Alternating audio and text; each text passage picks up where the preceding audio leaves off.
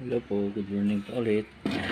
Ito po atin pong itutuloy yung ating ito na po yung aking ginagawang B12 na amplifier at walang Diyos ay nalinis na natin at na higpitan na yung kanyang mga tornilyo.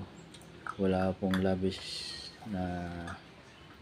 sumobra na tornilyo, eksakto po lahat ito.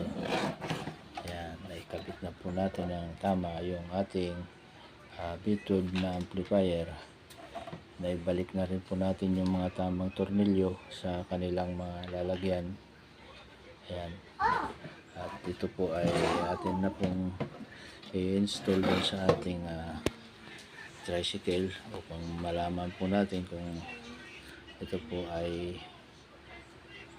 umayos yung kanyang sound, garalgal, dahil nalinis po yung kanyang loob.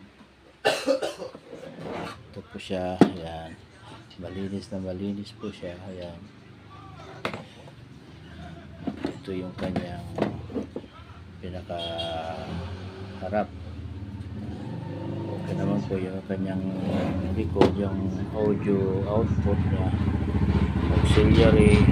Naikabit na rin po natin, maayos naman naikabit po natin. Ayan, malinis po siya. Kaya atin na pong i-install yung ating B12 amplifier. Ayan. Ayan po yung ating B12 amplifier. Kung gusto nyong subukan po ito, ay subukan nyo pong bumili ito. Marami po dyan sa mga SM, South Mall, at saka sa mga, lalo na sa Raon, marami po ito. Sa Dico ko lang po nabili ito, 3,000 ko lang nabili ito, pero sulit naman po sa sound.